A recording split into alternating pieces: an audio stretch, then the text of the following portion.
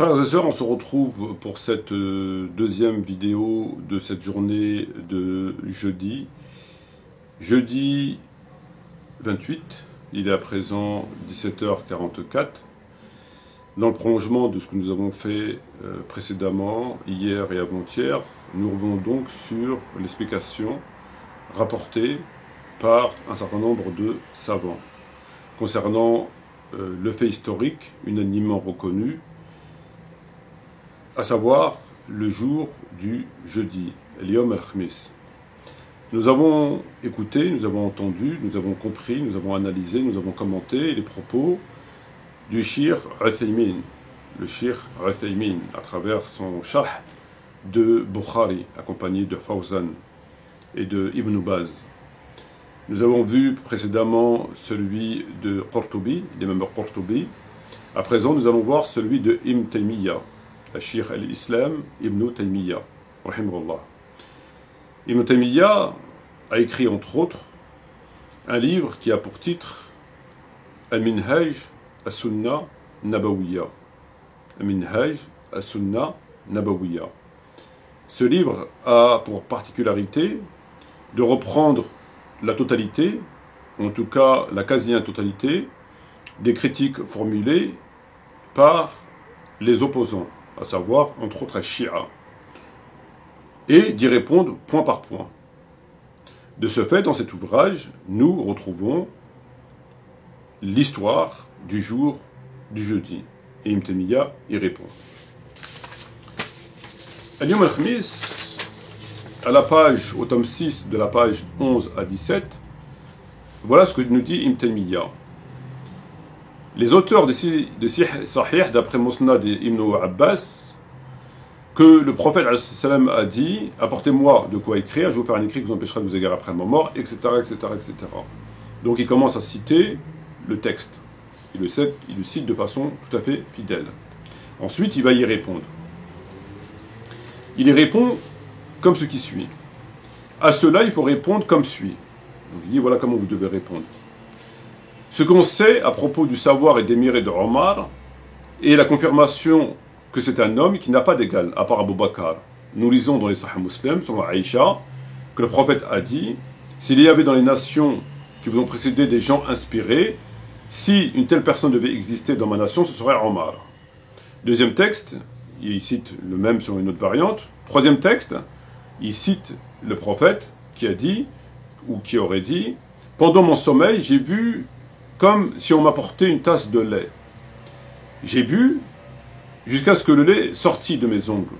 Puis je donnais le reste à Omar. On lui dit, comment interprètes-tu ce rêve, ô messager d'Allah?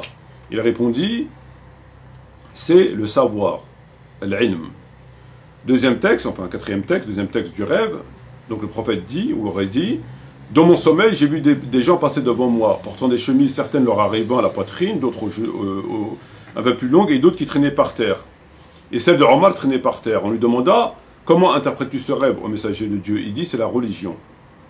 Donc là, on voit que le prophète rêve souvent de Omar. Premier rêve, il rêve des ongles et du lait. Il rêve de Omar avec la chemise. On continue.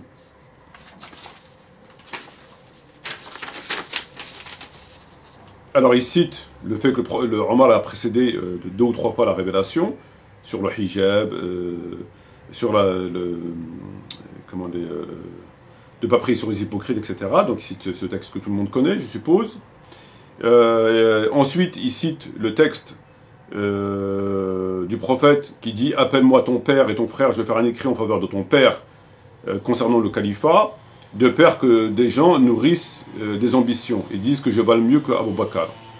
Donc il cite en fait une dizaine de textes environ afin de mettre en évidence, d'illustrer que les mérites d'Omar et les mérites d'Abu Bakr. Donc il cite les rêves, il cite des hadiths qu'on connaît, il dit voilà, il y a ça, il y a ça, il y a ça. Voilà comment on répond. Alors là déjà c'est assez bizarre comme procédé. C'est comme si, par exemple, une personne est jugée et que le juge dit à l'accusé on vous accuse d'avoir jeté des cailloux sur la police, pourquoi vous faites ça? Quelle explication pouvez-vous nous apporter? et que son avocat dit « Pardonnez-moi, Monsieur le Président, mais il se trouve que mon client est quelqu'un qui se lève très tôt le matin. Et donc, c'est pas un feignant. » Alors le président, tout à fait poliment, sage, dit je n'en doute pas une seule seconde, néanmoins, j'aimerais que votre client réponde à ma question. Pourquoi a-t-il jeté des cailloux sur les forces de l'ordre? Alors son avocat répond, il dit pardonnez-moi Monsieur le Président, mais je tiens à vous dire, et j'insiste, pardonnez-moi d'insister, que mon client fait des dons tous les ans à la gendarmerie, aux orphelins de la gendarmerie. Alors, le président dit, écoutez, c'est très bien, c'est très généreux, c'est sympa de sa part. Néanmoins, j'aimerais quand même savoir pourquoi, et c'est pourquoi qu'il est là, qu'il a jeté des cailloux sur la police. Alors, l'avocat dit, pardonnez-moi, Monsieur le Président, j'insiste vraiment lourdement, mais je tiens à vous dire que mon client aime vraiment les chats. Alors, le président dit, écoutez, je n'en doute pas une seule seconde, hein, mais j'aimerais quand même qu'il me réponde pourquoi a-t-il jeté des cailloux sur la police. C'est pour ça qu'il est là. Alors l'avocat répond, pardon Monsieur le Président, excusez-moi d'insister vraiment très lourdement, mais je tiens à vous dire, je tiens vraiment à vous faire savoir que mon client a l'intention d'aller habiter à Madagascar. Alors le président le regarde, il lui dit bon bah est-ce que tu vas commencer à fermer ta gueule parce que là tu commences vraiment à m'agacer, je vais te poursuivre pour outrage à un magistrat. Ça commence à bien faire. Ça fait une demi-heure que je pose des questions à ton client et tu me parles d'autre chose. Je te pose une question qui est claire, il est poursuivi pour ses faits. J'aimerais savoir, bah, c'est exactement ce qu'il fait. Il y a un fait, on lui demande de l'expliquer, pourquoi cette désobéissance, pourquoi. Il met le fait de côté, il répond sur les mérites. Alors, les mérites, c'est bien, mais c'est peut-être qu'un complément. C'est pour complémenter. C'est-à-dire que lorsqu'on a des éléments de réponse qui sont concrets, ou relativement concrets, cohérents, on les avance, et après, pour compléter, on met des choses derrière, pour bien appuyer. Mais on ne s'écarte pas de l'accusation, on ne s'écarte pas du pourquoi, et pour aller parler, ça n'a pas de sens. Ça n'a vraiment pas de sens. Ça n'a pas de sens. Ça n'a aucun sens. C'est quand même incroyable. Il ne répond pas à ça, il va parler des mérites. Alors, mais c'est pas la question qui t'est posée. La question qui t'est posée, c'est ça. Explique-nous pourquoi cette opposition, pourquoi. C'est ça qu'on veut savoir. Pourquoi? À travers le Coran, à travers la Sunna, à travers ce que tu veux. Explique-nous pourquoi. Ben, il répond pas. Il est parti autre chose. Mais c'est pas fini. C'est pas fini. Donc, voilà qui est fait. Après, vous vous souvenez de la phrase d'Ibn Abbas quand il dit « le malheur, tout le malheur ». Quand il pleure, quand il sort de chez le prophète, et il pleure. Il dit « le malheur, tout le malheur », c'est qu'on a empêché le prophète d'écrire. Tout le monde se souvient de ce texte-là. Alors lui, il l'explique. Les propos d'Ibn Abbas, le malheur, tout le malheur, est dans ce qui a empêché le messager d'écrire son texte. Alors, et voilà, Ibn Abbas, voilà ce qu'il nous dit. Suppose que cet empêchement soit le malheur. C'est un malheur pour celui qui a douté de la succession d'Abou Bakr as-Siddiq, ou n'est sûr de rien. Si un tel texte venait à exister, il n'y aurait plus de doute. Donc il est en train de vous dire que lorsqu'Ibn Abbas dit le malheur, tout le malheur, ar-raziya kul ar-raziya, et que c'est pas bien d'avoir empêché, c'est mal d'empêcher le prophète d'écrire, il vous dit que Ibn Abbas faisait allusion au fait que maintenant, on n'est plus sûr que c'est Abou Bakr que le prophète devait écrire. En fait, d'après lui, il devait écrire Abou Bakr. Mais comme les gens n'ont pas voulu, donc maintenant c'est fini. Voilà, on n'est plus sûr, c'est fini. Donc pour lui, il devait écrire Abou Bakr, et Ibn Abbas, il parlait de ça. Donc maintenant, on n'est plus sûr. Contredit par Cheikh Uthaymin, parce que dans son Sharh de Bukhari, Uthaymin dit, donc je l'ai mis ici le texte, quant à Ibn Abbas, son blâme à l'égard d'Omar, que comportait la phrase suivante, le malheur, tout le malheur, était une erreur d'Ibn Abbas, car la position d'Omar était juste. Il n'y a pas de doute qu'Omar est plus initié, plus savant qu'Ibn Abbas. celui que Dieu le Tout-Puissant a guidé vers la juste position. Le malheur, tout le malheur, consiste donc dans la phrase prononcée par Ibn Abbas, car son objection n'a pas de sens, étant donné qu'Omar est plus savant que lui, plus sage, meilleur connaisseur des signes, des situations et des conséquences futures. Donc, Shir Uthaymin, il vous dit que lorsqu'Ibn Abbas dit le malheur, tout le malheur, c'est Ibn Abbas qui se trompe. C'est Ibn Abbas qui se trompe parce qu'Omar, il connaît mieux que lui.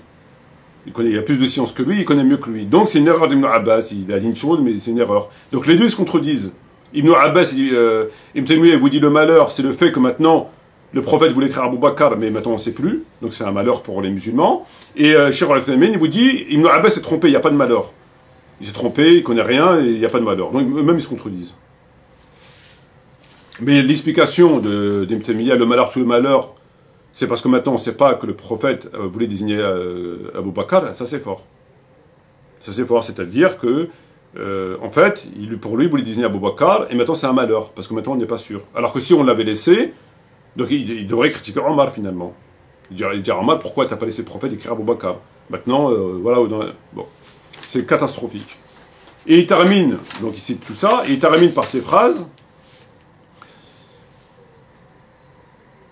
D'autres exemples sont évoqués parfois non sans blâmer Ali pour son ijtihad, avant de reconnaître la vérité. De même, on ne peut pas blâmer Omar pour ce qu'il a dit selon son ijtihad, avant de reconnaître la vérité. Il vous dit, en fait, on est dans le cadre de l'ijtihad. Ali a fait des ijtihad, Omar a fait des ijtihad, et il vous dit, d'autres exemples sont évoqués parfois non sans blâmer Ali pour son ijtihad, avant de reconnaître la vérité. De même que pour blâmer Omar, pour ce qui est de son ijtihad, avant de reconnaître la vérité. Écoutez là, c'est très intéressant. Les choses sur lesquelles Ali devait revenir sont beaucoup plus graves que celles sur lesquelles Omar devait revenir. Ali devait revenir sur des choses, quand il a fait l'ijtihad, il s'est trompé, qui sont beaucoup plus graves que celles de Omar. Pourtant, ce dernier, donc Omar, est revenu sur tout. Donc Omar est revenu sur tous les ijtihad où il s'est trompé. Il est revenu sur tout, il s'est corrigé. Quant à Ali, c'est seulement sur quelques-unes seulement qu'il est revenu. Comme son histoire de se marier avec la fille d'Abu Jahl. Toutes ces sentences, il n'est pas revenu sur elle jusqu'à sa mort. Donc il vous dit que Ali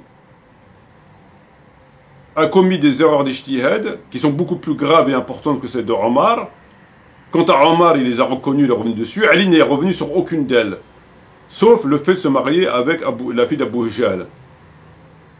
Il n'est pas revenu sur ses erreurs jusqu'à sa mort. C'est quand même incroyable. Donc qu'est-ce qu'il est en train de vous dire pour terminer? Il vous dit, voilà, on est dans le cadre de l'ijtihad. Omar a fait des ijtihad, pas beaucoup d'erreurs, mais il s'est corrigé. Alhamdoulilah, c'est un bon musulman. Contrairement à Ali, qui est un mauvais musulman, il a fait des ijtihad, il s'est trompé beaucoup de fois. Beaucoup. Par rapport à Omar, il s'est trompé, il n'a pas arrêté, il fait ça toute la journée. Ça c'est moi qui parle, je schématise. Et il n'est pas revenu sur ses erreurs jusqu'à sa mort. Il était tellement orgueilleux, tellement pas bon musulman, ça c'est moi qui parle, parce que quelqu'un qui ne revient pas sur ses ijtihad alors que c'est des erreurs, c'est une montagne d'orgueil, pour reprendre les propos des kafirs sunnites. Et donc Ali, il n'est pas revenu sur ses ijtihad jusqu'à sa mort. Alors, il répond à une question en nous parlant des mérites, ce qui n'a rien à voir, mais rien, aucun rapport. Ensuite, il prend un marteau-piqueur et puis il tape sur Ali. Il prend un marteau puis il lui tape dessus. Il dit voilà ce que c'est Ali. Il a fait des erreurs, il n'est pas revenu dessus jusqu'à sa mort, beaucoup d'erreurs, à part une sur le mariage. Voilà les réponses, voilà les savants, voilà.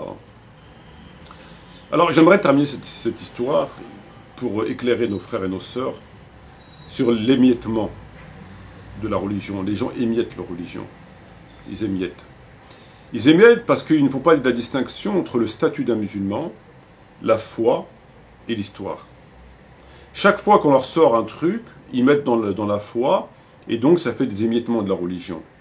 Parce que tu penses pas comme lui, on a sorti un truc, tiens, tu penses quoi? Tu penses pas comme lui, donc ça émet, tiens, tu penses quoi? Et chaque fois qu'il trouve un nouveau truc, on le met dans la religion, on le fait rentrer dans la foi, et ça fait encore un émiettement. Pourquoi? Parce qu'il y a des gens qui vont penser autrement, et à chaque nouveauté de choses, le Coran créé, le trône, tout ce qu'ils ont inventé en fait, les compagnons, à chaque fois qu'il y a des avis différents, ça émiette. Ça fait de division sur division. On émiette la religion. Pourquoi? Parce qu'on ne fait pas la distinction entre le statut, la foi et l'histoire. Ce sont trois points différents. Si on parle de Isa alayhi salam, quelqu'un qui va dire Isa, c'est pas un prophète. Il contredit le Coran. Pourquoi est-ce que c'est coranique? Ça fait partie de la foi. C'est dans le Coran. Mais quelqu'un qui va vous dire, je ne sais pas si Isa il va revenir, il a le droit. C'est pas dans le Coran. Dieu l'a rappelé vers lui. On n'a pas plus d'informations. Le prophète a dit qu'il va revenir à la fin des temps. Hadith sahih ou da'if, on n'en sait rien. Certains vont dire qu'il est authentique, d'autres qui vont dire qu'il est... Tu as le droit d'être d'accord, de ne pas être d'accord, c'est ton droit.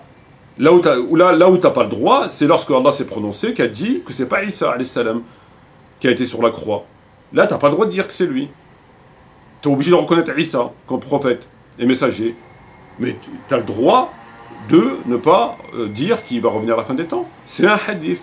Et un hadith, ça ne rentre pas dans le cadre de la foi. La sunna, c'est une chose, le hadith en est une autre. La sunna, c'est ce qui est sûr. C'est le prophète, sa pratique. Mais là où ils ont commencé à compiler et à mentir, c'est pas préservé, tu as le droit.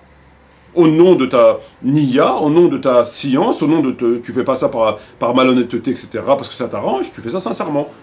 Donc, comme le Mahdi. Le Mahdi, c'est pas dans le Coran. Donc, c'est dans la sunna. Est-ce qu'il l'a dit, est-ce qu'il l'a pas dit? Ça, c'est vrai, ça, c'est faux. Tu as le droit. Et ça rentre pas dans le cadre de la foi. Les sahih, est-ce que Allah a parlé de Sahih Bukhari ou Muslim? Est-ce que le prophète a dit, viendra un homme qui s'appellera Bukhari et vous devez le suivre sinon vous êtes des mécréants? Il n'a jamais dit ça. Les compagnons n'ont pas connu Bukhari. Donc, tu as le droit de valider Bukhari, de ne pas valider, c'est ton droit. Il n'y a rien qui t'oblige à écouter Bukhari. Il n'y a absolument rien. Rien. Tu peux prendre Bukhari ici, prendre Ahmed là-bas, sur tel point et tel point et tel point, tu as le droit. Tant que tu le fais avec la science et la bonne intention, tu as le droit. Sur ce point-là, moi, il y a un hadith de musulman que je considère, par exemple, boire ou manger debout, je sais pas quoi, tu as le droit. Il n'y a rien qui t'oblige. Il n'y a absolument rien qui t'oblige. Comme le Coran, on te demande si le Coran est créé ou incréé. Le prophète ou les compagnons, ils n'ont jamais parlé de ça. Est-ce que c'est un enseignement que tu seras interrogé le jour des comptes? Non. Quelqu'un qui vient te voir et te dire est-ce que tu penses que le Coran il est créé ou incréé, tu peux lui dire que ça peut te foutre. En quoi ça te concerne? Est-ce que Dieu t'a demandé de venir me voir pour me demander si le Coran est créé ou incréé? Est-ce que le prophète t'a demandé de me truc? Est-ce que je serai interrogé le jour des comptes? Non, ben alors. Il faut faire la distinction entre ce qui est public, ce qui est intime, ce qui est privé. Il faut faire la distinction entre le dirigeant et les dirigés, entre l'homme et la femme, entre les obligations et les interdictions, entre la foi et la loi, entre le statut et la foi, entre le coffre, donner coffre et coffre tout court, ce qui fait sortir de la milla, ce qui ne veut pas sortir de la milla, etc., etc. Il y a plein de choses à faire. Tout n'est pas dans la foi. Quand on vient de poser la question sur le trône de Dieu, est-ce que Dieu va te poser la question comment il est mon trône? Non, il ne va pas te poser la question, ça c'est venu après. La prière de Dhuhr, c'est une obligation. La prière de l'éclipse, c'est pas une obligation. La prière de Dhuhr, Asr, Maghrib, Isha, c'est des obligations. Donc là, c'est des obligations, mais tu peux pas la mettre au même la prière que l'éclipse. Tarawih, que tu sois d'accord ou pas, ça rentre pas dans le cadre de la foi. Tu l'as fait, fais-la. Tu l'as fait pas, fais-la pas. C'est pas comme la prière de Dhuhr ou de Asr. Une, c'est dans le cadre de l'obligation, c'est dans le cadre ou de la bid'a ou du facultatif. Que savoir qu'Omar il était gentil ou méchant, t'as le droit. Si tu considères qu'Omar il est méchant, t'as le droit. Si tu considères qu'il est gentil, t'as le droit. Pourquoi tu vas être interrogé le jour des comptes pour savoir s'il était gentil ou il était méchant? Non. Allah, quand il dit, il fait sortir les gens des ténèbres vers la lumière. Il يخرج من الظلمات إلى النور. Il يخرجكم من الظلمات إلى النور. الظلمات والنور, c'est quoi? An-Nur, c'est quoi? An-Nur, c'est Omar. An-Nur, c'est quoi? C'est le trône de Dieu. An-Nur, c'est quoi? An-Nur, c'est la religion. C'est la aqidah, c'est la foi. C'est pas les compagnons, etc. C'est pas ça la lumière. Ça n'a rien à voir avec la lumière. Est-ce que le fruit défendu c'était une pomme ou une poire? Ben, tu penses que c'est une pomme, pense que c'est une pomme. Si Dieu ne s'est pas prononcé dessus, si tu penses que c'est une poire, pense que c'est une poire, tu as le droit. Est-ce que le fait d'insulter un compagnon, ça fait sortir de la foi? Non. Ça ne fait pas sortir de la foi. Sinon, il y a plein de compagnons qui sont sortis eux-mêmes de la foi. Combien de compagnons ils se sont insultés entre eux? Ça ne fait pas sortir de la foi, insulter compagnons. On te demande Dieu, il est où? Est-ce que Dieu il est au ciel? Est-ce que Dieu n'est pas au ciel? Et il est où Dieu? Et toi, t'es où? Faut voir toi, t'es où déjà? Qu'est-ce que tu fais? Pour savoir Dieu, est-ce qu'on va te demander des questions? Dieu, il est où? C'est quand même incroyable. Même Allah, dans le Coran, te demande d'oublier les compagnons. Allah, dans le Coran, te dit oublie les compagnons. Il te dit oublie-les. Dans le verset qui dit Tilka ummatun qad khalat laha ma kasabat wa lakum ma kasabtum wa la tus'aluna amma kanu ya'malun. C'est du passé, il te dit Tilka ummatun qad khalat. À vous ce que vous avez fait, à eux ce qu'ils ont fait. C'est fini, il te dit. Elle est partie cette génération. C'est fini. Maintenant, à vous ce que vous avez fait, et à eux ce qu'ils ont fait. Eux, ils vont s'expliquer, vous allez vous expliquer. Et nous, on vit à travers eux. On se fait sortir mutuellement de la religion, etc. à travers eux. On se divise à travers eux. Ah, tu penses que c'est ça? Ah, bah, tu penses que ça? Et on se divise. Alors que lui te dit, c'est fini, eux, ils sont passés. Et les choses qui vont sortir de la foi, les gens sont insensibles. Alors, des choses qui vont sortir de la foi. Quand Dieu te dit, Innal ladhina yaktumuna ma antalla min bayinati wal huda min ba'di. ما بيناه للناس في كتاب أولئك يلعنهم الله ويعلم اللاعنين إن الذين يكتمون ما أنزل الله من بينات وهدى من بعد ما بينه للناس في الكتاب. Il te dit, et ceux qui cachent que nous avons fait descendre, ceux qui cachent, إن الذين يكتمون ما أنزل الله ما أنزل من بينات, ceux qui cachent que nous avons fait descendre comme vérité, les prédicateurs ils cachent tous les jours. Tous les jours, ils cachent la vérité. Le pourquoi tous les jours, ils font que ça. Est-ce que ça dérange quelqu'un? Ça dérange personne. Personne. Pourtant, ils cachent toutes les vérités. La raison pourquoi tu es sur terre, à savoir, je n'ai créé les hommes que les djinns pour qu'ils m'adorent, ils le cachent. Le califat, la zakat, et ceci, et tout ça, ils le cachent. Ils n'en parlent pas. Alors que ça, c'est la foi. Tu seras interrogé sur ça. Dans le Qiyamah, il va t'interroger sur ça. Et ton livre de la main droite ou de la main gauche, ou dans le dos, va dépendre de ça. Ça, on va dépendre de ça. Eux, ils le cachent. Et ils sont maudits par Dieu. Ça ne dérange personne. Par contre, tu vas dire qu'Omar, il était méchant, c'est du kufr.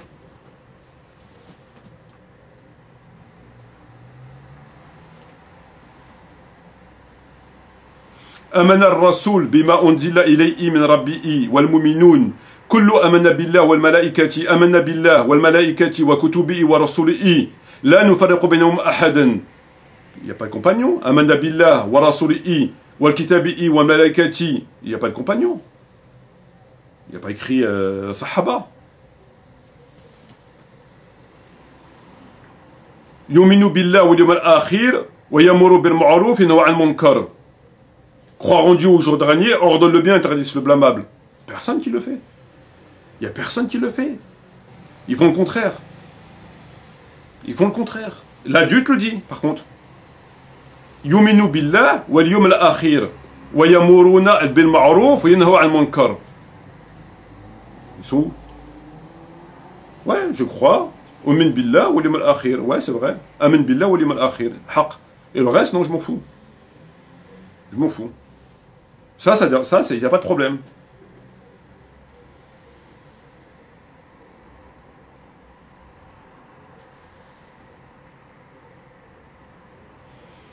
يا أيها الذين آمنوا آمنوا بالله ورسوله وكتب الذي أنزل على رسوله وكتاب الذي أنزل من قبل ومن يكفر بالله والملائكة وكتبه ورسله واليوم الآخر فقد ضل ضلالا بعيد. Pas de compagnon. Je vois pas de compagnon. Il écrit où compagnon? Il écrit où gentil? Il écrit où il n'y a pas.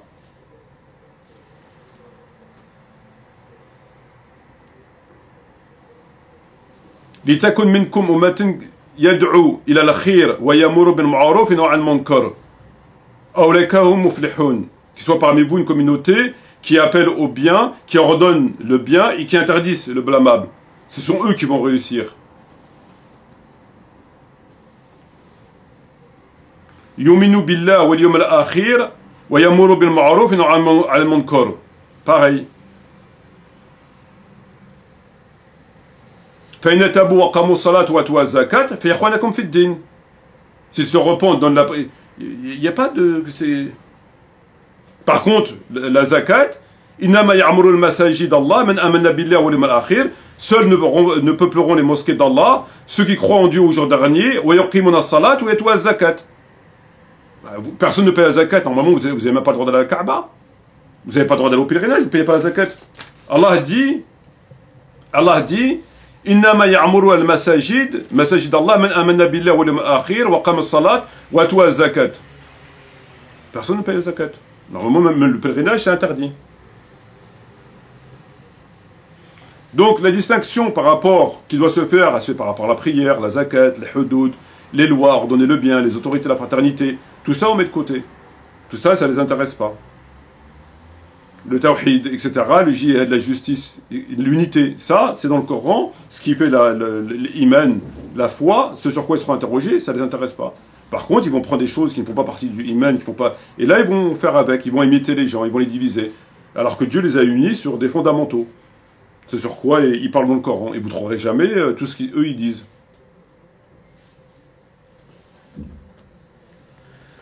Voilà, sur ce, je vous conseille. Wassalamu alaikum wa rahmatullahi wa barakatuhu. Et à bientôt, Inch'Allah.